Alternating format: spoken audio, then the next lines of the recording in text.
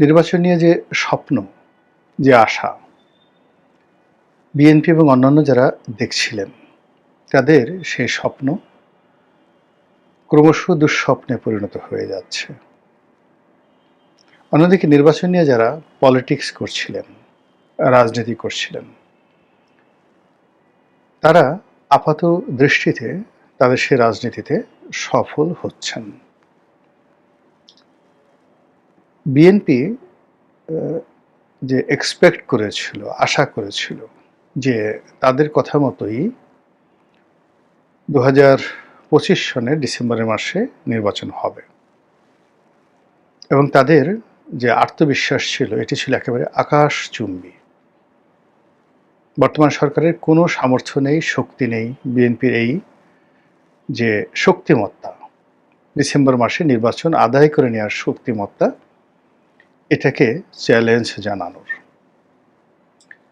বিএনপির আত্মবিশ্বাস ছিল যে প্রশাসনে তাদের লোকজন ইতিমধ্যে নিয়োজিত হয়ে গেছে, মাঠঘাট পথ তাদের নিয়ন্ত্রণে, তাদের প্রধান প্রতিদ্বন্দ্বী আওয়ামী লীগ বাংলাদেশে নেই।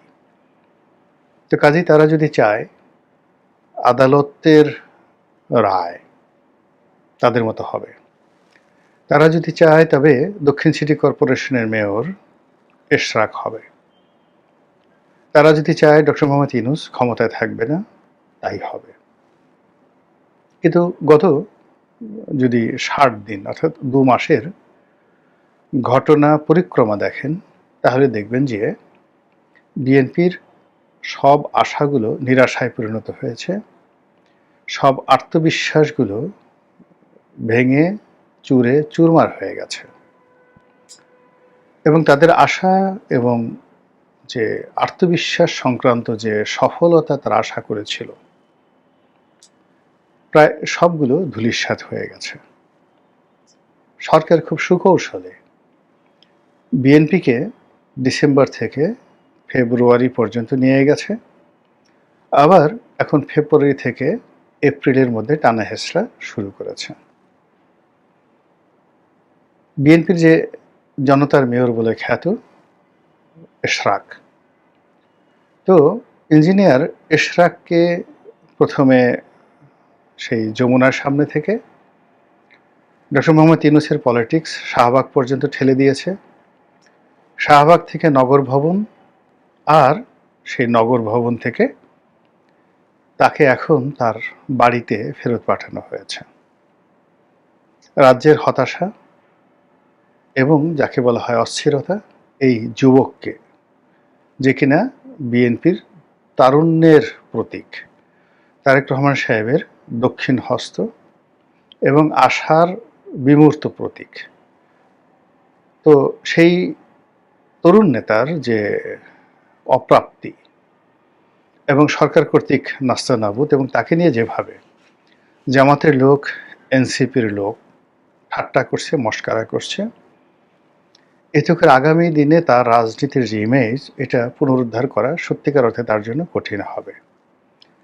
দ্বিতীয়ত, সরকারের যারা কর্তা ব্যক্তি যেভাবে তাকে টার্গেট করেছে, সেক্ষেত্রে এই সরকার যদি ক্ষমতায় থাকে এবং এই সরকারের অধীন যদি নির্বাচন হয়, তাহলে এশরাক মেয়র তো দূরের কথা, অন্য যে কোনো নির্বাচনে সরকারি প্রশাসন যন্ত্রের যে বদনজরের কবলে পড়বে, সেটা কাটিয়ে ওঠা তার পক্ষে সম্ভব হবে বলে আমার কাছে মনে হচ্ছে না। তো যেটা বলছিলাম যে ডক্টর মোহাম্মদ ইউনূস এবং তার যারা লোকজন বিএনপিকে খুব সুকৌশলে ডিসেম্বরের যে দাবি, সেই দাবি থেকে ফেব্রুয়ারিতে নিয়ে গেছে লন্ডন বৈঠকের মাধ্যমে। এখন লন্ডনে একটা বৈঠক হয়েছে তারেক রহমান সাহেবের সঙ্গে ডক্টর মোহাম্মদ ইউনূসের, এবং সেই বৈঠককে কেন্দ্র করে অনেকগুলো আশা, অনেকগুলো ভরসা, অনেকগুলো যাকে বলা হয় স্বপ্ন বিএনপিকে আবেগ আপ্লুত করেছে।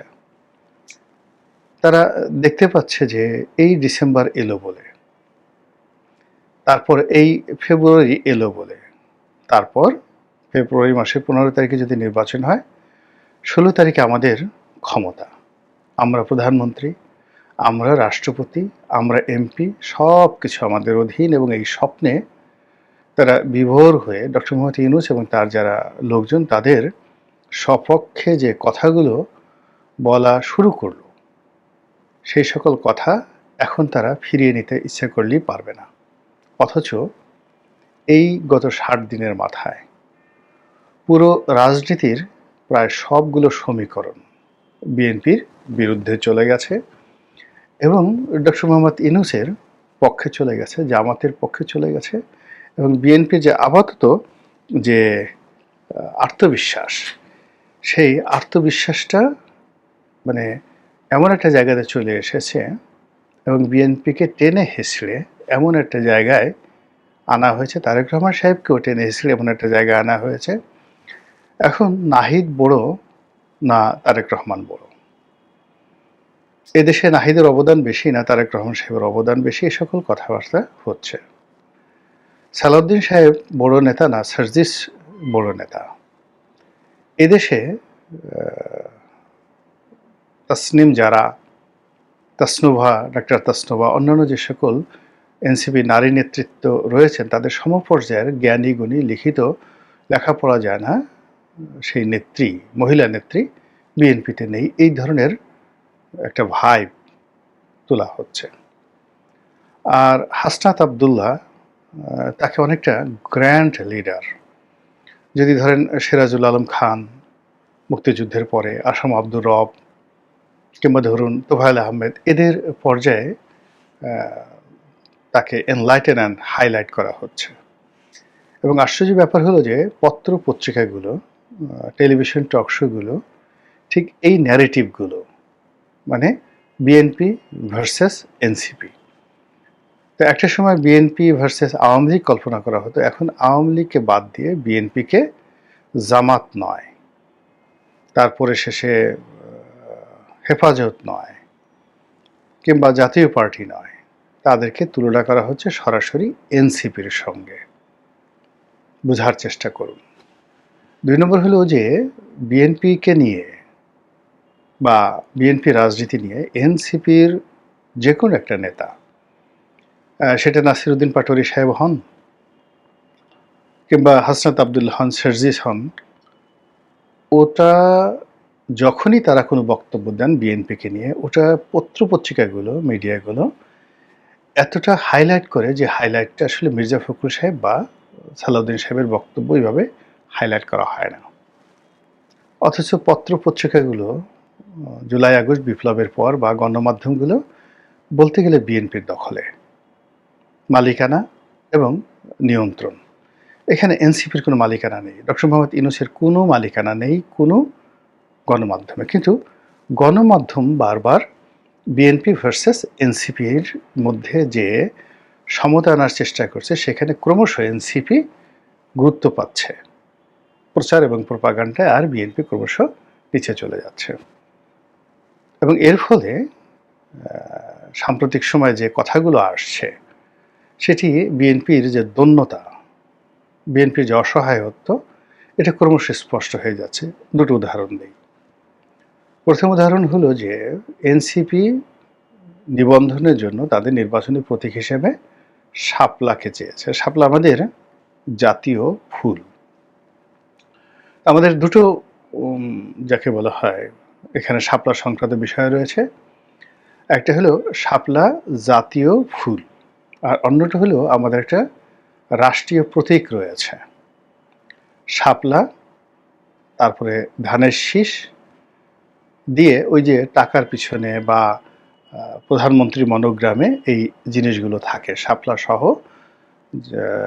মানে ধানের শীষের যে প্রতীক, এটা থাকে। এটা হলো রাষ্ট্রীয় প্রতীক। আর শাপলা যেটা যে ফুল, এটা আমাদের জাতীয় ফুল, যেমন রয়্যাল বেঙ্গল টাইগার। এখন রয়্যাল বেঙ্গল টাইগার আমাদের জাতীয় পশু, ইলিশ আমাদের জাতীয় মাছ।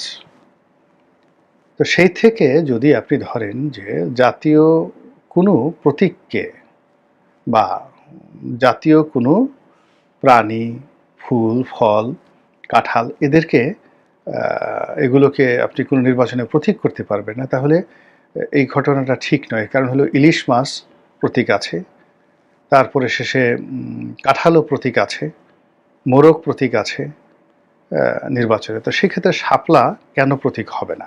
অ্যাজ এ সিঙ্গেল শাপলা ফুল। তো তারা শাপলা চেয়েছে এবং নির্বাচন কমিশন থেকে বলা হয়েছে শাপলা দেয়া হবে না। এখন শাপলাকে যদি বলা হয় জাতীয় প্রতীক, তাহলে তো জাতীয় প্রতীক ইলিশ মাছ, সেটা কি করে নির্বাচনের প্রতীক হয়? তো সেটা না বলে বলা হচ্ছে যে এটা রাষ্ট্রীয় প্রতীক। ভালো কথা। তো রাষ্ট্রীয় প্রতীক তো শাপলা একক নয়। এখানে একটা আর্ট করা হয়েছে, একটা শাপলাকে মধ্যে রেখে দুই পাশে দুটো ধানের শীষ দেয়া হয়েছে। এখন যারা এনসিপির নেতা, বিশেষ করে শারজিস আলম সাহেব, তিনি বলেছেন যে ঠিক আছে, যদি রাষ্ট্রীয় প্রতীক শাপলা আছে, তার সঙ্গে ধানের শীষও আছে, তো শাপলাকে যদি নির্বাচনের প্রতীক দেয়া না হয়, তাহলে তো ধানের শীষও থাকবে না, ধানের শীষও বাদ হয়ে যাবে। এখন এই কথার তো যুক্তি আছে, নিদারুণ যুক্তি আছে। এই কথা শুনে বিএনপির যারা লোকজন ভীষণ রকম বিক্ষুব্ধ। যে কথা শেখ হাসিনা বলেননি, যে কথা হুসাইন মোহাম্মদ এরশাদ সাহেব বলেননি, সেই রকম একটা জায়গাতে এনসিপির নেতারা টান দিয়েছেন, বিএনপির একেবারে কলিজার মধ্যে টান দিয়েছেন।